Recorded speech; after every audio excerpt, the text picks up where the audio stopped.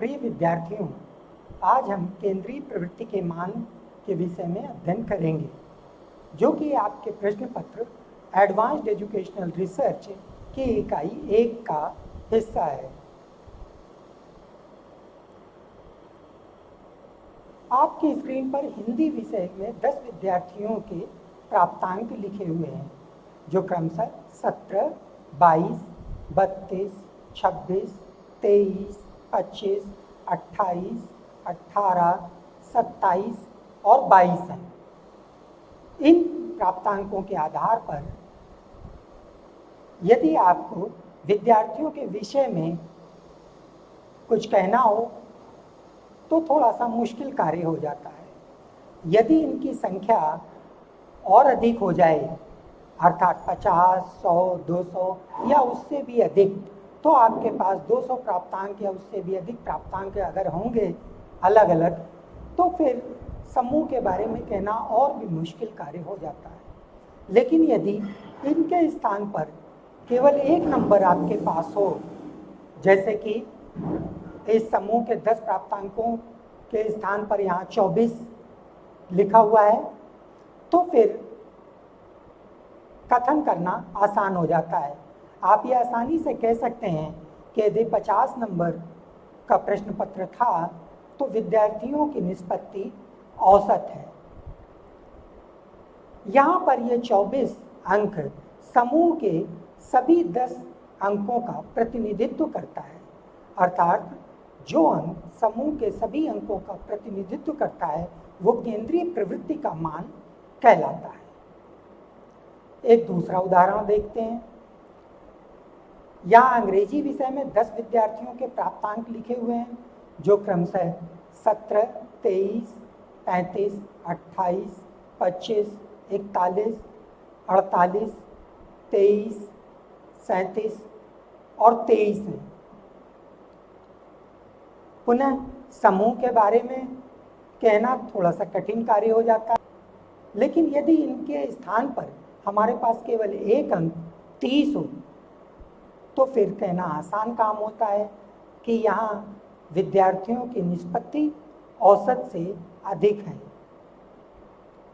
यहाँ 30 अंक समूह के सभी अंकों का प्रतिनिधित्व कर रहा है, अर्थात केंद्रीय प्रवृत्ति का मान है।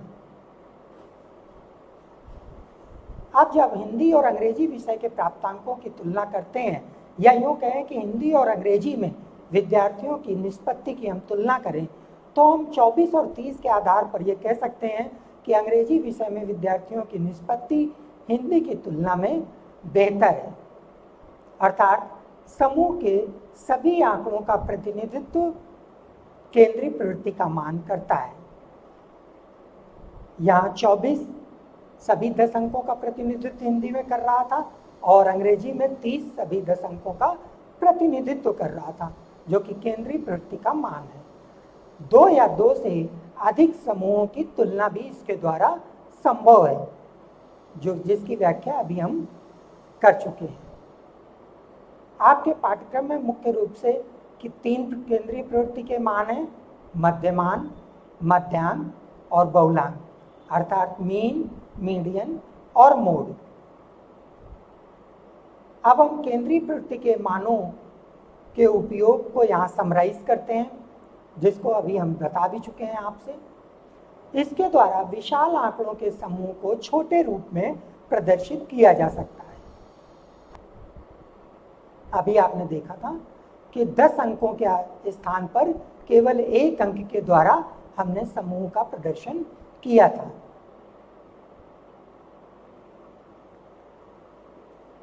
अनुसंधान या लघु शोध कार्य में सभी आंकड़ों का प्रयोग संभव नहीं है। इनका अध्ययन केंद्रीय मान से ही संभव है। जब हम रिसर्च करते हैं तो डाटा कलेक्शन में 100, 200, 300 या कभी कभी उससे भी अधिक हम सैंपल लेते हैं, तो इतने आंकड़ों का प्रयोग करना हमारे लिए अलग अलग संभव नहीं होता है। तो उनके स्थान पर हम केंद्रीय प्रवृत्ति का मान निकाल लेते हैं, और जब एक अंक हमें प्राप्त हो जाता है तो उसके आधार पर हम शोध कार्य की दिशा को आगे बढ़ाते हैं। इसके द्वारा विश्लेषण एवं शोध कार्य का विवेचन संभव है, क्योंकि आंकड़े स्वयं में कुछ स्पष्ट नहीं कह सकते। जहां हिंदी में निष्पत्ति 24 विद्यार्थियों की आ रही थी, अंग्रेजी में निष्पत्ति 30 आ रही थी, तो 24 के आधार पे हम कुछ नहीं कह सकते थे। लेकिन जब हमें मालूम है 24 अपने आप में कुछ नहीं कह रहा था, लेकिन यदि 50 नंबर का प्रश्न पत्र था तो हम विश्लेषण करके ये कह सकते थे कि विद्यार्थियों की उपलब्धि हिंदी विषय में औसत है, वहीं अंग्रेजी में विद्यार्थियों की निष्पत्ति औसत से अधिक थी, क्योंकि यह 30 थी। केंद्रीय मान से ही 2 या 2 से अधिक समूह का तुलनात्मक अध्ययन किया जा सकता है। पहले हम स्पष्ट कर चुके हैं कि 24 और 30 की तुलना करते हुए कि दोनों ही हिंदी और अंग्रेजी में अगर विद्यार्थियों की निष्पत्ति की हम तुलना करते हैं तो वहाँ पर दिए गए उदाहरण में हम ये कह सकते थे कि अंग्रेजी में विद्यार्थियों की निष्पत्ति हिंदी की तुलना में अधिक है। तो इस प्रकार से केंद्रीय प्रवृत्ति के मानों के ये उपयोग हैं। अब हम केंद्रीय प्रवृत्ति के मान अर्थात मध्यमान की गणना करना सीखेंगे। यदि x1, x2, x3, x4, x5 से लेकर xn तक किसी समूह के n पद संख्या हैं तो उसके मध्यमान का सूत्र m बराबर समेशन ऑफ x बटे n होता है।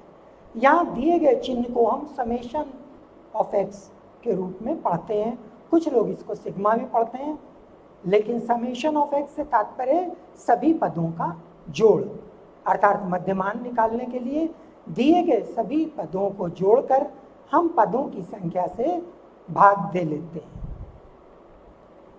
यदि 5 विद्यार्थियों के प्राप्तांक 5, 7, 8, 9 और 11 हैं तो समेशन ऑफ x अर्थात सभी पदों का योग 5 धन 7 धन 8 धन 9 धन 11 करके हम निकाल लेते हैं। n यहाँ 5 है क्योंकि 5 एक प्राप्तांक है, 7वां दूसरा है, 8वां तीसरा प्राप्तांक है, 9वां चौथा है और 11वां 5वां प्राप्तांक है। इस प्रकार से कुल 5 प्राप्तांक हैं, तो n बराबर 5 यहाँ हो गया। तो m निकालने के लिए सभी को जोड़ करके और कुल प्राप्तांकों की संख्या अर्थात 5 से जब भाग देते हैं तो कुल योग 40 मिला, 5 से भाग देने पर 8 आ जाता है। तो हम कह सकते हैं कि 5 विद्यार्थियों के प्राप्तांक 5, 7, 8, 9 और 11 हो तो उसका मध्यमान 8 होगा।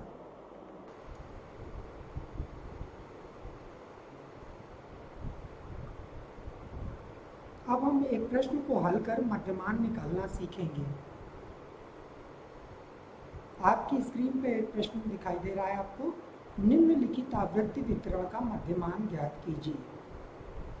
यहाँ वर्गांतर दिए गए हैं 0 से 4, 5 से 9, 10 से 14, 15 से 19, 20 से 24 और 25 से 29 और इन वर्गांतर के सापेक्ष उनकी आवृत्तियाँ क्रमशः 2, 5, 8, 10, 12 और 13 दी गई हैं।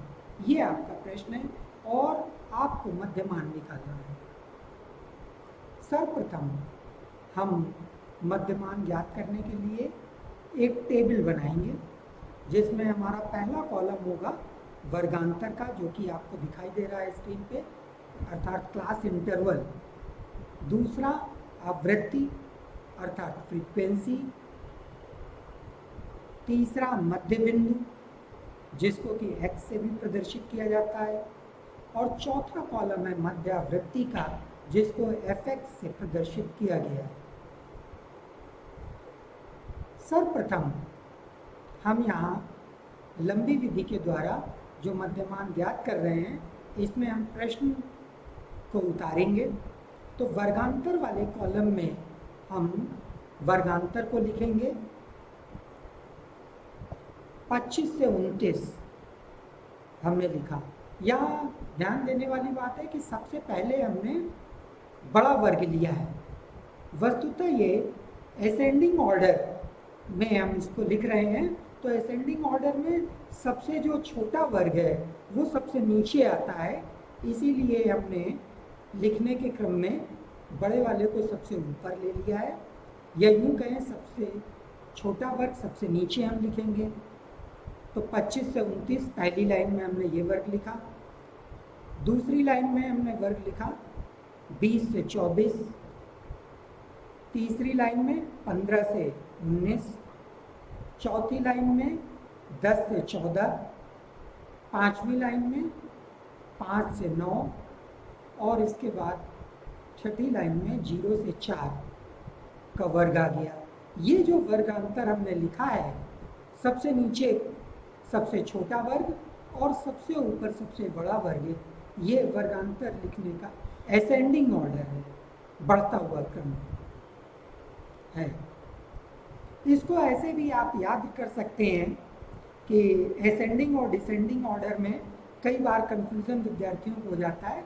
तो असेंडिंग ऑर्डर आप इस तरह से इसको याद रखें कि जब हम सीढ़ी चढ़ते हैं कहीं पर भी, घरों की सीढ़ियाँ या किसी भी मकान में जब वो सीढ़ियाँ चढ़ते हैं, तो जो पहला कदम हम चढ़ते हैं वो पहली सीढ़ी होती है, नीचे से पहला, फिर दूसरा, फिर तीसरा। तो इस प्रकार से कदम जब बढ़ाते जाएंगे, तो जब कदमों की संख्या सबसे ज़्यादा होगी तब हम ऊपर होंगे, और उसको हम कहते हैं सीढ़ी का चढ़ना। तो असेंडिंग ऑर्डर, बढ़ते हुए। और इसका ठीक उल्टा डिसेंडिंग होता है। तो हम प्रश्नों को हल करते समय हमेशा असेंडिंग ऑर्डर में ही लिखकर हल करेंगे। इसके बाद आवृत्ति को हम उतार लेते हैं। तो सबसे बड़ी आवृत्ति जो है, सबसे बड़ी आवृत्ति हमारी वर्ग अंतराल 25 से 29 में है, जो कि सबसे बड़ा वर्ग है। 13 हमने उसको वैसे ही इस प्रश्न से उतार दिया है। इस प्रकार प्रश्न में दिया गया 20 से 24 के वर्ग में 12 आवृत्तियां हैं, हम यहाँ उतार देते हैं। 15 से 19 के वर्ग में 10 आवृत्तियां हैं, हमने उतार दिया। 10 से 14 के वर्ग में 8 आवृत्तियां हैं, 5 से 9 के वर्ग में 5 आवृत्तियां हैं, और 0 से 4 के वर्ग में 2 आवृत्तियां हैं।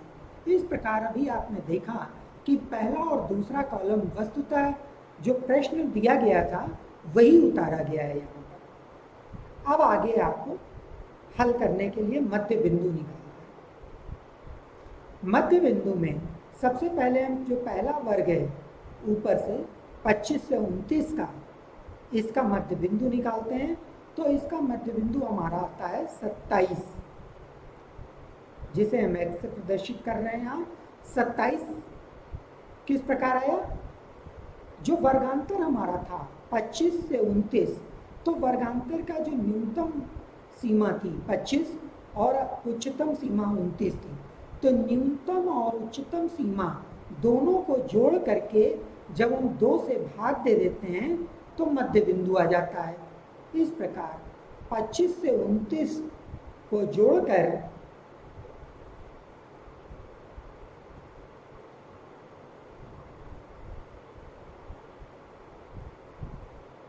चौवन प्राप्त होता है, और जब 54 को 2 से हम भाग देते हैं तो 27 मेरा आ गया। तो 25 से 29 जो के वर्गांतर का मध्य बिंदु 27 हुआ। अब 20 से 24 के वर्गांतर का मध्य बिंदु निकालते हैं, जो 22 आता है। पुनः 20 और 24 को जोड़ के 2 से भाग देने पर मेरा 22 आ गया। इसी प्रकार 15 से 29 वाले वर्ग का मध्य बिंदु 17 आएगा, जो कि 15 और 19 को जोड़कर 2 से भाग देने पर प्राप्त होता है। पुनः 10 से 14 वाले वर्ग का मध्य बिंदु 12 है, जो 10 और 14 को जोड़कर 2 से भाग देने पर प्राप्त होता है।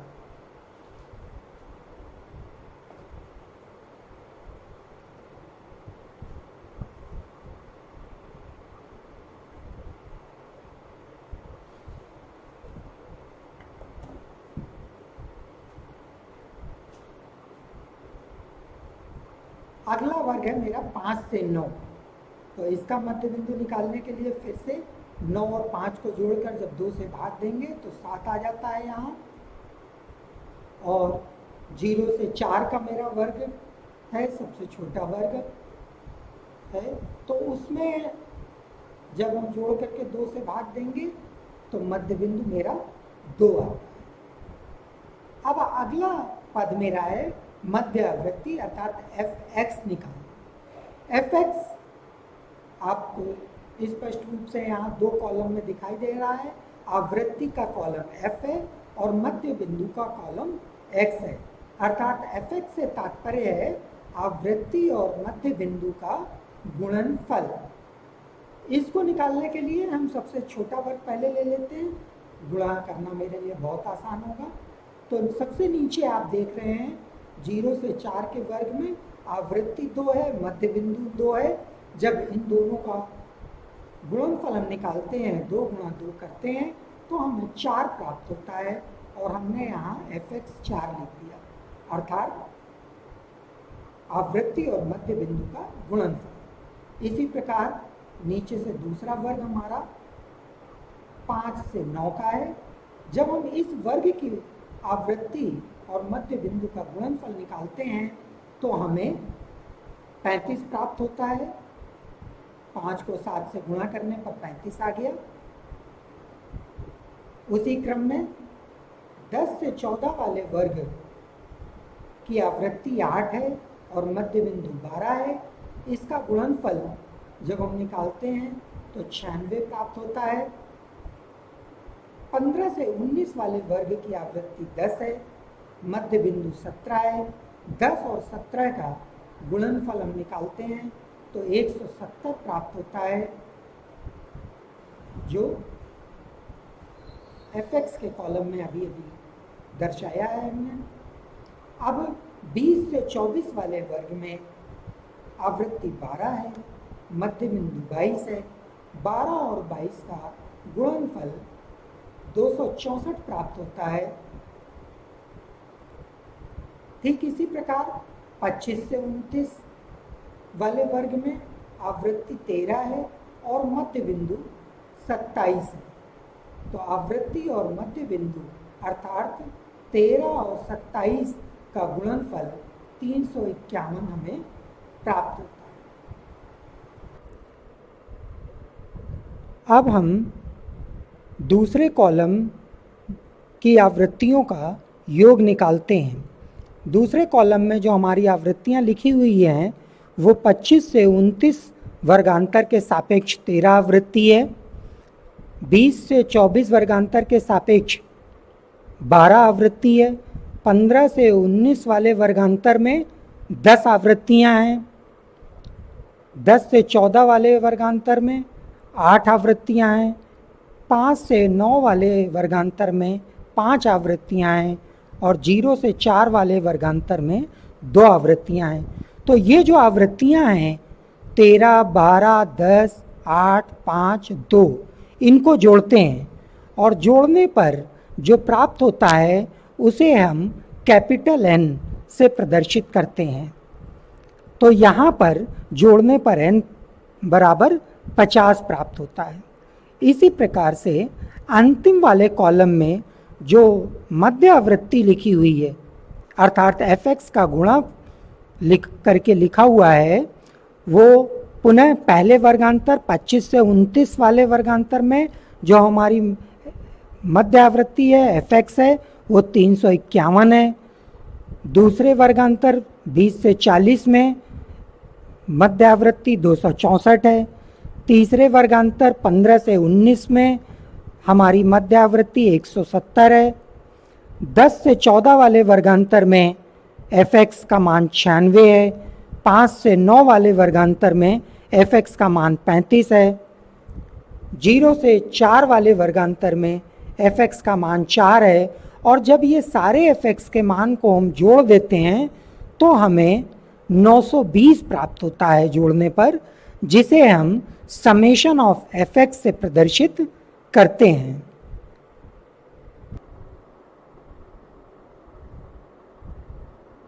हमारे मध्यमान ज्ञात करने का सूत्र होता है m बराबर समेशन ऑफ एफ एक्स बटे एन।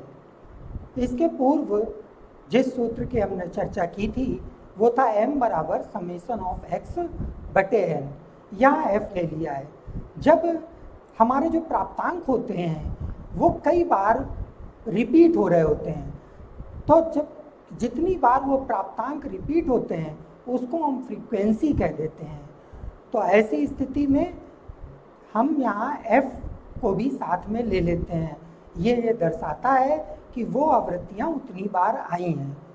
उदाहरण के लिए यदि किसी बच्चे के प्राप्तांक 17 हैं, दूसरे के 23 हैं, तीसरे के 35 हैं, तो यहाँ सबकी आवृत्तियाँ 1-1-1 है।